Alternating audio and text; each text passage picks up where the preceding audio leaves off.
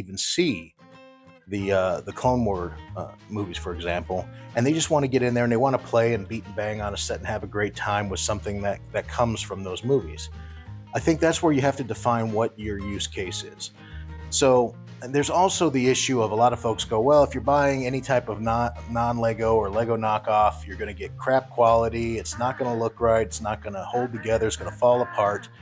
And that was probably a lot truer a few years back, although it still does apply to minifigures as a general rule. For some reason, those non-Lego companies cannot do a solid minifigure, it feels like, to save their lives. Although in examples like this, what you see down here, two of these droids are clone versus two of them are the authentic Lego version. So I think there is a give and take on this topic depending on what you're particularly looking at. But in that use case we're talking about right now, for a young builder who just wants to get in there and play with it, maybe they'll display it, maybe they won't. I don't see a problem with picking up a non-Lego set, especially when that set is no longer actually sold by Lego. I mean, at that point, are you taking money from Lego? Technically, yes, especially since now they own Bricklink. I'm sure they get a little bit of a percentage for every retired set that's sold. But if there's no other venue to get a part or a set inexpensively, I think for especially a use case of a young builder that just wants to go in there, play with it, have fun, and possibly upgrade to the real one later on, like I did, where I found the real set after the fact, after I picked up this one, simply because I couldn't find it anywhere for a reasonable price. I think there is a use case for it. Normally, I always try to buy the actual authentic Lego sets first whenever possible. But in the case of some sets that you just cannot find for a reasonable value, I think especially in today's Lego clone market, I think you'd be surprised by the quality, that they tend to actually hold up about the same as a standard Lego set. Will you still get your knockoff versions? Absolutely. And you'll still see things that don't hold together as well. But I think especially for those young builders that are out there just wanting the experience and can't afford $1,000 set, but you could buy them something for $100 or $200 that fully fulfills that interest for them, gets that interest even more ingrained in them, and allows them to upgrade to the real one later on.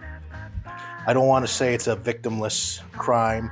I always want to respect copyright and trademarks wherever possible. But in a case like this one that we're looking at, a retired set that you really cannot get at a retail price any longer, I have to say I almost lean very closely to the clone set.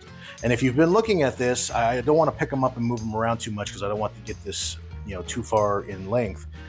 It's hard to discern which one is which, even down to the sticker set. The sticker set itself, other than the fact that I don't know how to put on a straight sticker to save my life, were remarkably similar. The build itself, exactly the same. I had no issues with any connection points.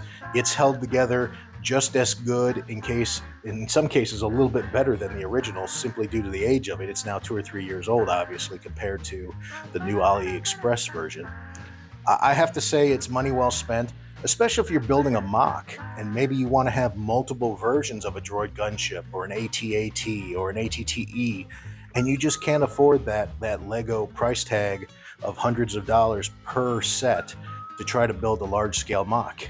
I mean, you can't display them at normal conventions for Lego, but I think if you're building something for your own internal mock especially, and you need quantities of sets or figures, these do kind of fill a niche for those folks that don't have the budget to just buy everything, off the secondary market, or that already have a large existing inventory. So again, I welcome the comments, and I truly appreciate that everybody has their opinion on this. If you have a question or a comment, please feel free to reach out. I'm always happy to try to give you my opinion or give you my 2 cents on something. Again, this has been Old and Surly saying thank you for watching, and keep building. Oh, and by the way, this one right here is the Lego. This is the AliExpress. These are the Lego droids, and these are the AliExpress droids. Just to throw a little curveball at everybody. Take care and have a great day.